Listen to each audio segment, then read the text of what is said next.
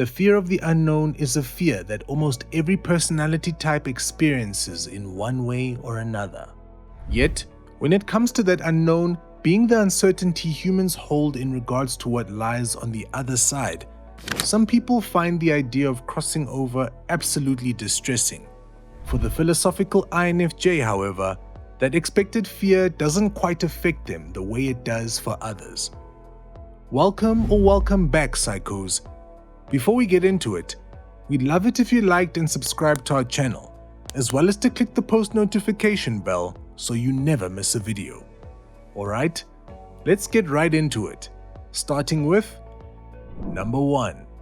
They spend time thinking about it. If there's one thing the INFJ does best, it would be to thoroughly analyze the ins and outs of potentiality. With future projecting being one of their favorite pastimes, the psychic-like personality type ruminates, contemplates, and imagines how certain future scenarios will play out in real time. And for the most part, they're usually pretty damn accurate. By using not only their minds and the details they pick up through their extroverted sensing functions, INFJs utilize their keen researching skills to collect and compare data. This is the exact same concept they use when it comes to envisioning what type of reality could be waiting for them on the other side. Rather than avoiding the concept of death as some people choose to do, most people with the INFJ personality type are rather infatuated by the idea. This infatuation and interest is ultimately what drives them to continuously reevaluate the picture they paint of the afterlife within their own minds. They love discussing these beliefs with others, diving into the theories of professionals and questioning their own beliefs, hoping to reach the most fitting conclusion to act as a pillar to their underlying optimism. Which brings us to number 2. They hold a sense of optimism as to what's on the other side. INFJs are considered one of the more spiritually in tune personality types, with a strong pull towards the concept of religion, spirituality, and the metaphysical. This personality type holds a unique perception when it comes to the idea of what's to come after this life. Through their introverted intuition that allows them to filter through all the conscious possibilities, most people with this type come to the conclusion that it's almost impossible to settle on the idea that consciousness dies with our physical bodies. With the understanding that energy never dies, but rather transforms into new life, they hold a positive and confident outlook about there being much more to life than what we see here on Earth. They can't help but to wonder and project the infinite amount of possibilities the afterlife holds.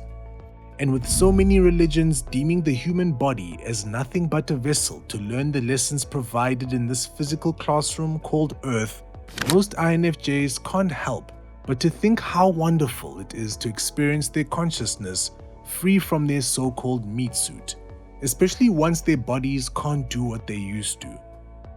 Number 3. They believe in the idea that they will reunite with loved ones. Speaking of the optimism they have in terms of what's waiting for us all on the other side, INFJs can't help but to believe in the reuniting of departed friends, family, and soul tribes when they cross over.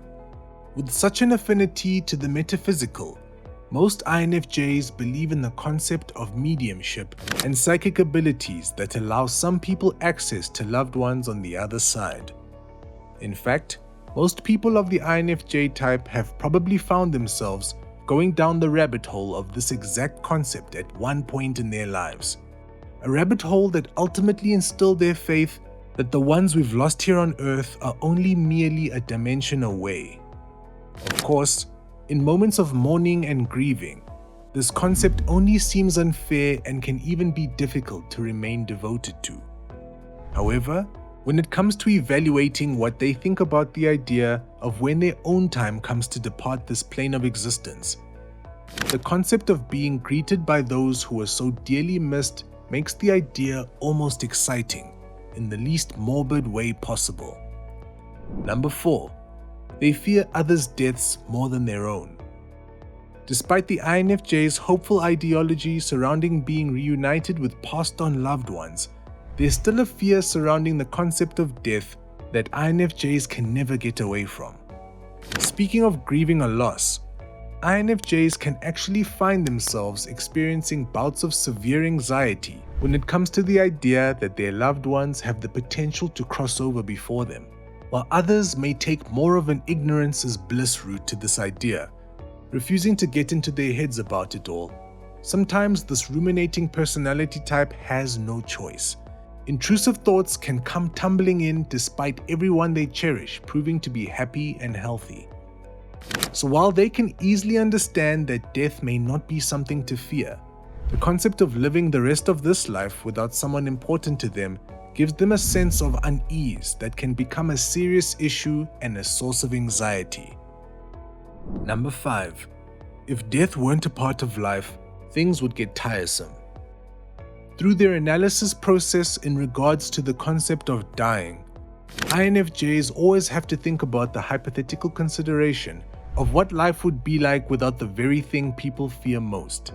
What life would be if humans lived 200, 500, or even 1,000-year lifetimes, or even the possibility of living indefinitely.